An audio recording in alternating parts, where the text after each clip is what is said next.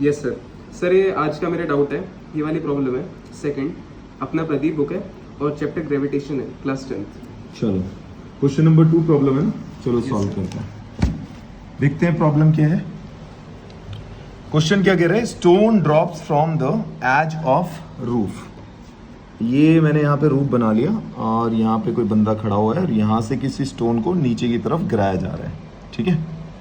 Stone drops from the edge of roof, it passes a window 2 metre high in 0.1 second. और इस roof में एक window है यहाँ पे, ठीक है। इसको ये क्रॉस करने में जो टाइम ले रहे हैं यहाँ से यहाँ तक क्रॉस करने में, वो टाइम लग रहा है 0.1 सेकेंड, ठीक है। यहाँ से नीचे आ रहा है स्टोन और इस विंडो को क्रॉस करने में जो टाइम लग रहा है वो लग रहा है 0.1 सेकेंड। और इस विंडो का जो हाइट है वो है 2 मीटर, राइट। अब ये क्या कह रहे हैं, how far is the roof above the top. इस विंडो के टॉप से ये जो रूफ है ये कितनी हाइट पे है, क्वेश्चन यहाँ पे ये पूछा है।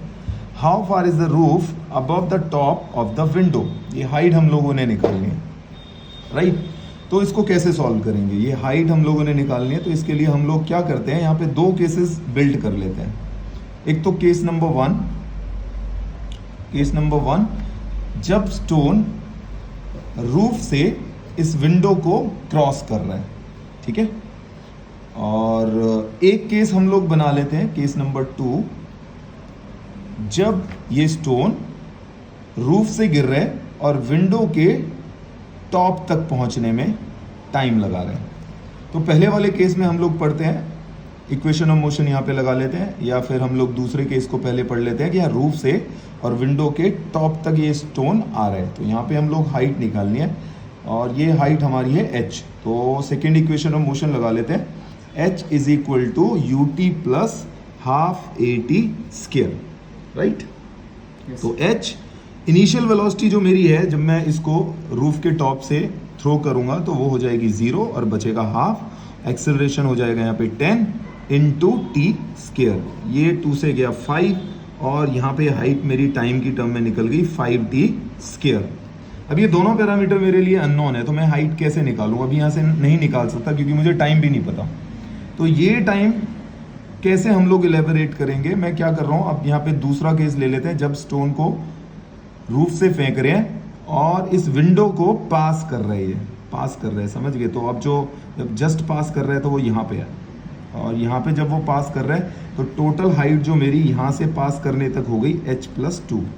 और जो मेरा टाइम लग रहा है अब यहाँ से और इस जस्ट विंडो को क्रॉस करने में, वो लग रहा है ये मैं कंसिडर कर लेता हूँ कि रूफ से इस विंडो के टॉप तक का जो टाइम है वो लेट अस से t, और जो टोटल टाइम है इसको पास करने में वो हो जाएगा t + 0.1 second.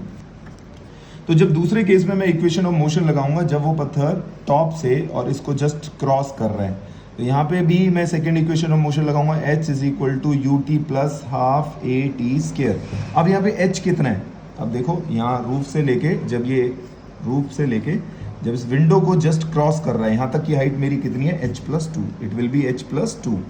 Initial velocity again मेरी रूफ से फेंकूंगा 0 हो जाएगी plus half into a again 10 into t कितना हो जाएगा, देखो यहाँ से जब रूफ से फेंक रहे हैं और जब विंडो को ये जस्ट क्रॉस कर रहे हैं तो टाइम कितना हो जाएगा, t + 0.1 सेकेंड का स्क्वायर। यहाँ से ये 5 पे कैंसिल, इट बिकम्स 5t + 0.1 का square which is h+2।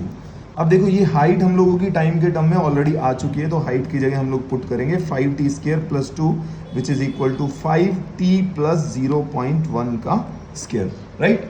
Clear है यहाँ तक? Yes sir.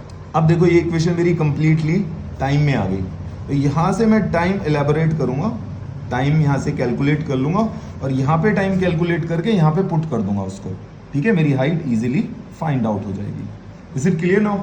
Yes sir. चलो sir, it's too easy with the great explanation.